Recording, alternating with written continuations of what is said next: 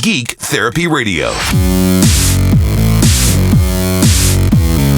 Welcome into the Geek Therapy Radio broadcast. You've got your mental curator, Johnny Hemberger. Later in the show, starting next segment, I promise, we are going to talk more about MSFS, Microsoft Flight Simulator, which is due out for public release in about mid-August, August 18th, I believe it is.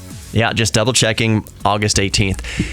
There's so much cool stuff about Microsoft Flight Simulator that I haven't even talked about on the show yet, and that's what we're going to get into here in a few minutes in the next segment. But for this first shorter segment, do you remember, as if it was that long ago, it was only a few weeks ago, that massive Twitter hack in which over 100 accounts, very high-profile accounts, Barack Obama, Bill Gates, just to name a couple of them.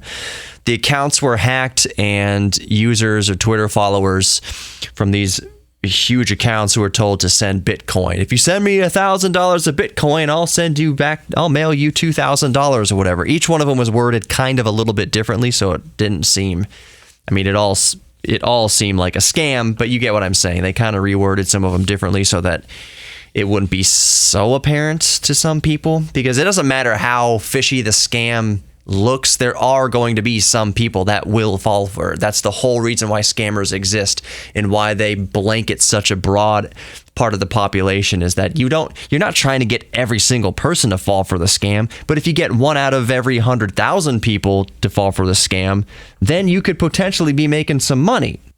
So anyways, the Twitter scam, turns out the mastermind, quote unquote, behind that was a 17-year-old kid from Florida.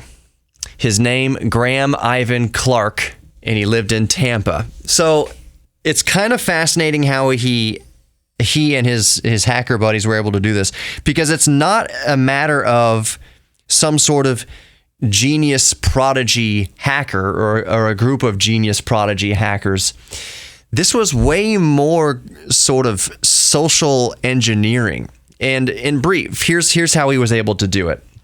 First, he went onto LinkedIn and looked up as many Twitter employees as he could, and he got all their easily available, phone numbers and work history and coworkers and everything like that. They learned everything they could about as many Twitter personnel as they could. And then they posed, the 17-year-old and his helpers, sent emails and contact and posed as other Twitter personnel to make them sound legit. His buddies, Graham Ivan Clark and his buddies, set up a lookalike VPN portal for Twitter so that they would call up the Twitter personnel and say, hey, I need you to go to the portal here and put in information. We need to do something like this. So the Twitter employees would go there, enter all their information into this fake VPN portal, and now Ivan and his friends have very sensitive information from Twitter personnel that they could use in this plot to hack, quote unquote, into Twitter, which basically all it amounts to is they had all the login information from the admins at Twitter, and they just enter that admin information, and that's how they got into Twitter accounts, their override Twitter accounts. So essentially, you can think about it like this. Ivan sending an email or making a phone call as Bill in IT, and knowing Bill's background, because he's researched Bill's background and even his entire work history and all the people that Bill works with, so it sounds legit when Ivan is talking to another Twitter employee on the phone, telling them to go to this portal and enter in their information. He needs help with something. Yeah, I got to do something with Bill Gates' account. There's a troll or a hacker on there. I got to get in there. Blah, blah, blah. So to make matters worse and to make this plan all the more viable, you have to remember that a lot of Twitter employees, along with the rest of the country, along with employees all over, the rest of the country and any other business, a lot of them are working from home. So you don't have the face-to-face. It's not like Bill from IT can walk up to the 5th floor where Janet, in charge of Twitter accounts, is and says, hey, Janet, I need to do something on your computer, or will you go to this site real quick and do something? I need you to do something. Nope. When everyone's working from home, you don't have that face-to-face contact in the workplace. So Ivan can call Twitter employees posing as other Twitter employees and get all the information that he needed to hack these Twitter accounts. So here's the thing. And I saw this comment in the comment section, highlighted comment on Ars Technica. I'll include the link to this article in the Geek Therapy Radio podcast when I upload it. Rabish12 responded to in the comments. His top comment is this: the NSA does actually recruit talented hackers, but I doubt this kid would be a candidate. Going by the other information that we have, this is less, quote, this 17-year-old is such a genius that he can hack Twitter, unquote, and more, quote, Twitter-sensitive account security practices are so garbage that a 17-year-old can hack Twitter, unquote. Rabish12, you could not be more right. Now, this is, on some level, it does take brains, and it does take IQ, and it does take being very, very clever for Ivan, the 17-year-old from Florida, to hack Twitter like this. But he used old school ingenuity, old school manipulation. Do you remember that movie? I think it was a remake. They remade it a couple times, most recently with Leonardo DiCaprio, Catch Me If You Can. Ivan and his friends basically schmoozed their way in through the back door of Twitter, using Twitter's own personnel to carry out this quote-unquote hack. He researched the targets. He didn't hack in using any sort of all sorts of clever coding in hacker style, matrix style backdoors through security to Twitter to do this. He basically got Twitter employees themselves to give up all the information that he needed to perform this Twitter hack. So no, doesn't mean that he's a genius level hacker, but it is quite impressive that this 17-year-old kid could schmooze his way into Twitter. That is absolutely amazing. Not in a good way, not in any sort of enviable way, but a 17-year-old kid hacked Twitter by schmoozing his way in. That's pretty impressive. Anyways, more Geek Therapy Radio coming up. Go grab the podcast, Geek Therapy Radio podcast, in your favorite podcast player. Of course, we prefer the iHeartRadio app, Geek Therapy Radio podcast. Just look for the red, white, and black color scheme, and that's me, baby. More Geek Therapy Radio coming up. Let's talk about Flight Simulator.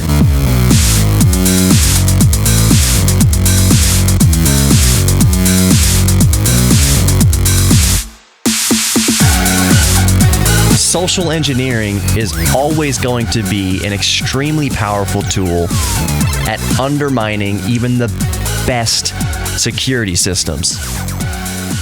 It's kind of funny. Welcome back to Geek Therapy Radio, by the way. It's kind of funny. The other night, my wife and I were watching 30 Rock. She had never seen 30 Rock, and I haven't seen all of 30 Rock, but it's a funny show. Some of the references, I mean, the show's 15 years old, going on 15 years old at least. So some of the references they make are just like, I don't even remember who that person is. You're making a joke about somebody who's probably not even alive anymore. You got to remember, this was the Bush administration when 30 Rock came out. So anyways, we were watching 30 Rock the other night, talking about, in regards to my comments about social engineering, being able to undo even the best security protocols, any security system you put in place.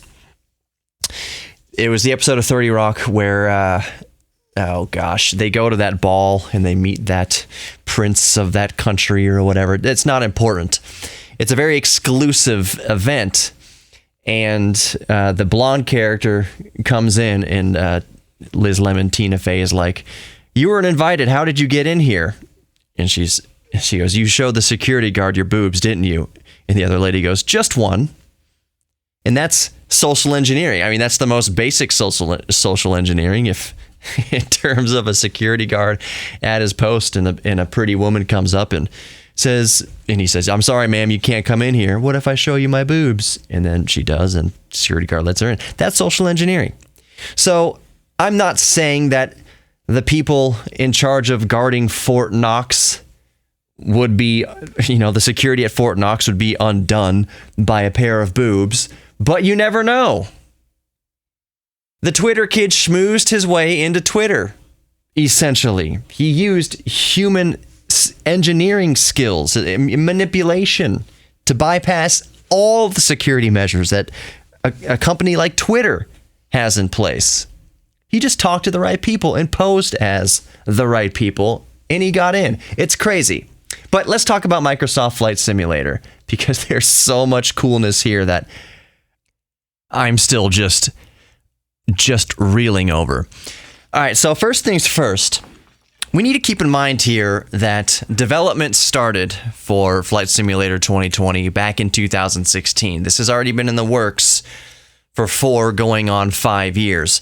But even that said, even after it launches on August 18th, 2020 of this year, Microsoft has routinely said that this is a 10-year project even after its release.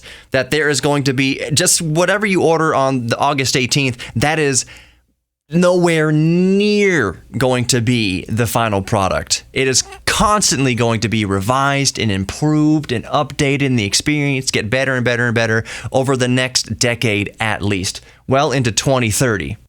This ain't going to be a one and done deal. And that's an understatement. All right, so it will be available. I know there's some people wondering about this, including myself. It will be available day one on Steam. However, we still don't know. We don't have any official word on its release for Xbox or which Xbox consoles it will be available to or compatible with. So I would have no doubt in my mind that it will be compatible with the Xbox Series X, since so much of this is cloud-based. It's theoretically, at least on a console, theoretically, it'd be much more of a blend of game streaming off of Microsoft servers than it would be graphical horsepower required by the console, but we'll see how that all works out. We'll get more on specs and specifics, because it means a lot more to the PC round of things. So when it releases on August 18th for PC on Steam, day one, it will include every known airport and airstrip, and that is constantly going to be updated. So I've talked on Geek Therapy Radio before that as far as the FAA is required, let's say you live way out somewhere in the plains of Texas and you mow your lawn and you have an airstrip to fly your Cessna on and off of, the FAA does not require you to register your airstrip, although it does highly encourage you to, in case you want to be on the official map of airstrips in the United States. The FAA handbook in regards to making your own airstrip in your own backyard literally is just, hey, you might want to put some brightly colored orange barrels at the ends of the runway, maybe some floodlights, so you can see your own strip if it starts getting out dark at night. But you don't have to. In the United States, and at least in Texas, you do not have to register your home-built airstrip. But as airstrips do become registered with the FAA, they will be added to Microsoft Flight Simulator. So if you build an airstrip in your backyard, you register it with the FAA, it will appear in Microsoft Flight Simulator. That is so cool. It's all part of its constant 10-year update cycle. It's going to get all these updates. So when you download either package, the $60 version, the $80 version, $120, whatever version of Microsoft Flight Simulator you download, it comes with fully detailed airports. Some, a few dozen fully detailed, fully rendered, handcrafted airports in the game. So like Schiphol Airport, Schiphol Airport, in Amsterdam in the Netherlands, that's going to be fully modeled. It's going to have every airport in the world and every airstrip in the world, but the fully detailed, fully handcrafted, fully rendered airports, that will be included with each update. There will be several available from day one, but they will be added as they are added in the real world, or added to the game as time goes on. So Bush Intercontinental Airport, where I live, or Hobby Airport where I live in Houston, it's not going to be fully detailed like Charles de Gaulle is going to be fully detailed from day one. But eventually it will be. It'll have representative buildings. It'll just pull data from the cloud and from satellite data, what the airport looks like, and then just kind of raise it up out of the ground. You know how 3D Google Earth kind of works. I suspect it's going to be like that, but a little bit better. But we got to move on here because there's a lot of stuff to go over here still. Global scenery. I just want to throw some numbers out there. The entire planet Earth is mapped. The entire planet that we live on has been fully mapped. It's 2 petabytes of data on Microsoft's Azure cloud. That is 2,000 terabytes. That's a lot of hard drives. So obviously, it's well known, this is not all going to sit on your hard drive. You're going to be connected to Microsoft's cloud service, Azure cloud service, to be pulling data as needed. So as you fly around, you fly into new terrain or a new part of the world, it'll pull the data for that part of the world that you're flying over as needed. But we'll go over more of that kind of bandwidth and stuff like that later on. Where am I at with time in this segment? I've got 2 minutes left. Maybe a minute and a half left. So let's move on down the list here. So like I mentioned about pulling data off of the Azure servers, the 2,000 terabytes worth of data available for global scenery, you can play it in offline mode. That is one thing that I was wondering about as well. You can play it in fully offline mode, just without the intricate global scenery detail. So it might revert back to kind of looking similar to, FSX or previous versions of Microsoft Flight Simulator, where it's not so incredibly detailed. But I'm still okay with that for playing offline. I am still 100% okay with that, because even in offline mode, the scenery is going to look way better than Flight Simulator X, and you know that the airplanes are still going to be fully detailed, and that's one of the things that matters a whole heck of a lot, is that it's fully detailed. It will support, Flight Simulator 2020 will support Track IR. So if you have any kind of motion tracking peripherals that you can use with Microsoft Flight Simulator, it will come out of the box with support for Track IR. And sorry, I kind of keep looking at the clock here. You know what? I'm going to run out the clock in this segment. There's only a few seconds left, and I'll leave the next topics for the next segment. We're going to talk about VR. VR in Microsoft Flight Simulator. That's coming up after the break. Be sure to grab the Geek Therapy Radio podcast in the interim here. If you're not driving, that is. Go to your favorite podcast app. Of course, we prefer the iHeartRadio app here, and just type in Geek Therapy Radio podcast. Look for the red, white, and black color scheme, and there you go. You can also check out geektherapyradio.com for more information. We'll be right back with more Microsoft Flight Simulator. Oh, I'm so stoked. Welcome back to Geek Therapy Radio. I'm your mental curator, Johnny Hemberger. I'm just going to dive right back into it. We're talking details about Microsoft Flight Simulator that's going to be launched publicly, available on Steam, August 18th of 2020. I left the cliffhanger of the last segment at VR. That was my biggest question. My biggest question about Microsoft Flight Simulator is if and when it would have VR support, because it would be a shame to have a game as ambitious as Microsoft Flight Simulator only to hear that it won't support VR. But let me tell you right now, yes, Microsoft Flight Simulator will absolutely support VR. The support, it's on its way. It's not going to be available day one from August 18th.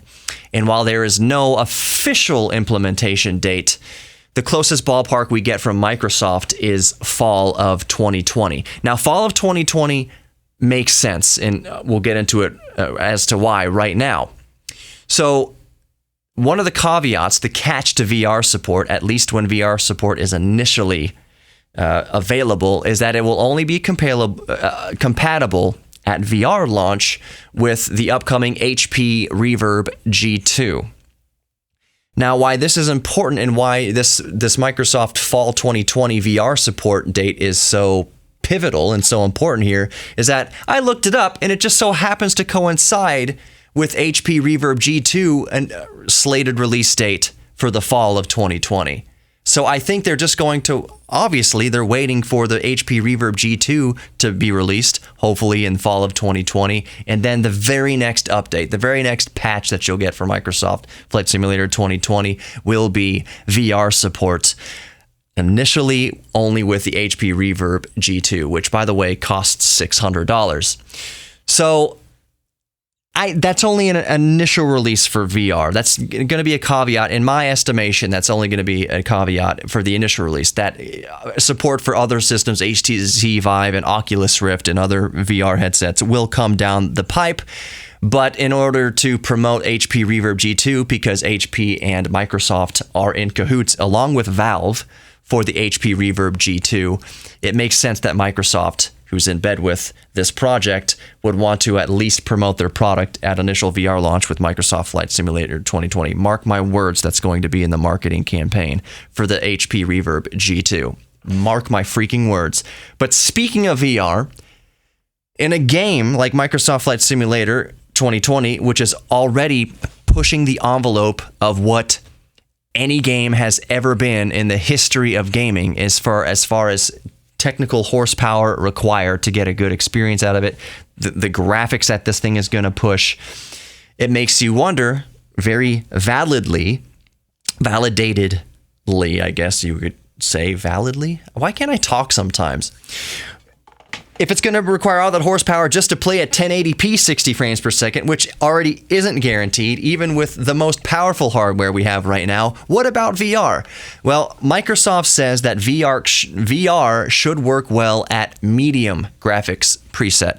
Now, as a refresher, for VR to be most effective for most people, it needs 90 frames per second per eye.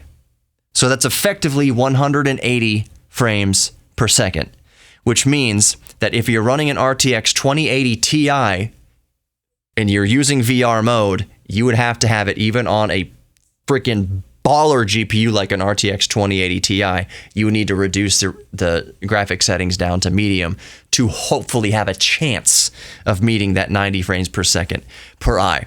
Now, all of that stuff, is going to improve over time with each update. It's going to get more and more efficient and more compatible with more and more hardware. So we'll see improvements there. But since, in the interest of time, let's move on to physics. We'll touch graphics and stuff again a little bit later, but let's move on to physics. In Flight Simulator 10, for example, there is only one physics control point per plane. Microsoft says in FSX stalls were basically scripted. And if you remember from playing Flight Simulator 10, it was very hard to recover from a stall, if not impossible a lot of times to recover from a stall. Microsoft says, well, it's only one point of physics on the airplane, and stalls were basically scripted. That's one reason why it was so hard to recover from a stall. In Flight Simulator 2020, each airplane will have over 1,000 physics control points. So stalling your aircraft will be 100% physics-based, including stall recovery. So in a real airplane, what happens when you start to stall in most airplanes is you'll get what's called a wing dip. Your wings will start dipping, or one wing will start dipping as it loses lift. That is 100% physics-based in Microsoft Flight Simulator 2020. There is no pre-scripted stalling. It's not going to say, okay, your altitude is this, your air density is this, your airspeed is this. That means a stall, which is basically how it worked in Flight Simulator FSX, Flight Simulator 10. Now it's 100% real-world physics-based. And speaking of real-world physics-based, the airflow physics apply to absolutely everything, not just the airplane and its control surfaces. So airflow physics are being applied to mountains, buildings, ground effect, clouds, just to name a few. It's all going to affect you and your airplane.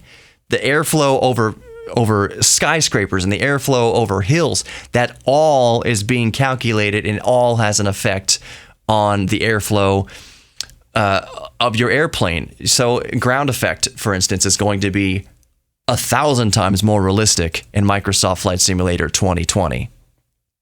The heat rising from a dog fart is going to affect convection in Microsoft Flight Simulator 2020. So with a game so intensely detailed, you bet your bottom dollar that the options menu in Microsoft Flight Simulator 2020 is going to be unreal. There isn't enough time in a year's worth of episodes of Geek Therapy Radio to go over every configurable option available in Flight Simulator 2020. The things you can tweak about the game, and not just graphics, it's everything. But the one I wanted to focus on, at least mention here and discuss on Geek Therapy Radio, is the band. You can adjust the bandwidth. So for those of us, which are most of us, with evil data caps I've talked about on Geek Therapy Radio throughout coronavirus, that data caps are entirely unnecessary, that data caps has nothing to do with the load that your ISP can handle. Nothing. It is a completely arbitrary cash grab by your ISP. Data caps are the devil's work. I don't want to get too far off track with data caps. They are 100% evil. Satan came to Earth, works for Comcast, and imposed data caps. He works for a lot of companies. I'm not just throwing Comcast under the bus. A lot of companies do this. Data caps suck. So Microsoft has included in one of the options, configurable options, in Flight Simulator 2020, since so much of the game, as far as the realism of scenery at least, is going to rely on a beefy hookup to the Azure cloud service. They have an option in the menu where you can select how much bandwidth you want to allow, all the way down to off if you want to play offline, or it's like 5 megabits per or 5 megabits per second, up to Microsoft recommends a 50 megabit connection to fully enjoy Microsoft Flight Simulator. So what's 50 divided by 8? It's about 6, give or take, megabytes per second. So if you're flying along, here's the thing, 6 megabytes per second. I know that might not sound like a whole heck of a lot to a lot of people, but most of us have 1 terabyte or 2 terabyte data caps per month. And you might not think 6 megabytes per second is, all that much. But Microsoft Flight Simulator, it's a flight simulator. If you're doing a flight from Houston to Paris, that's going to be around 12 or 13 hours. 12 or 13 hours of 6 megabytes per second. That one flight at 6 megabytes per second, I just paused recording and did the math. That's 280 gigabytes for that one flight. That's 280 gigabytes of your 1 terabyte data cap. That's over a quarter of your data cap just for one flight between Texas and Paris in Microsoft Flight Simulator. And that's not even the longest leg. You're going to be doing flight 17, 18 hours at the lengthiest, if not a little bit more so. I don't know what Qantas is doing now to Australia. It's crazy. Or Malaysia. What's the longest flight on Earth? It's darn near 20 hours, if not a little bit over. Maybe it's over 20 hours. But as my comparison here, just flying from Houston Bush Intercontinental Airport to Charles de Gaulle in France, that's in the ballpark of 280 gigs, or a quarter of a terabyte. That's going to chew into it. So it is great that Microsoft Flight Simulator includes a little slider in the options to limit how much bandwidth you want to allow Flight Simulator to chew up. I'll finish that thought in the last segment. Stick around.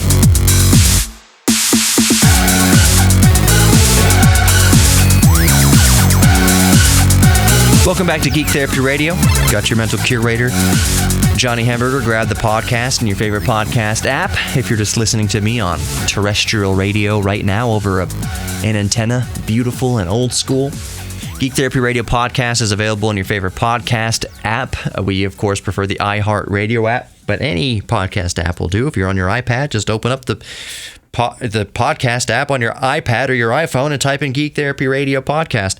Look for the red, white, and black color scheme, and that's me. I know there's another GT radio that color scheme is green. That's not me. I have no affiliation with GT Radio. I'm sure they do wonderful work over there. You can subscribe to both of us. But if you want this podcast and stay current with me, your mental curator, and whatever I'm talking about on a particular day, because I podcast 5 days a week, I've been on a pretty good roll keeping up with that schedule recently. I had to do a little downturn in it recently, but I'm back up to 4 to 5 days a week. 5 days a week usually. You can grab the podcast anywhere, and you can hear what I'm up to. Yesterday, I was geeking out hardcore about a new 286, a Compaq Desk Pro 286E that I had picked up.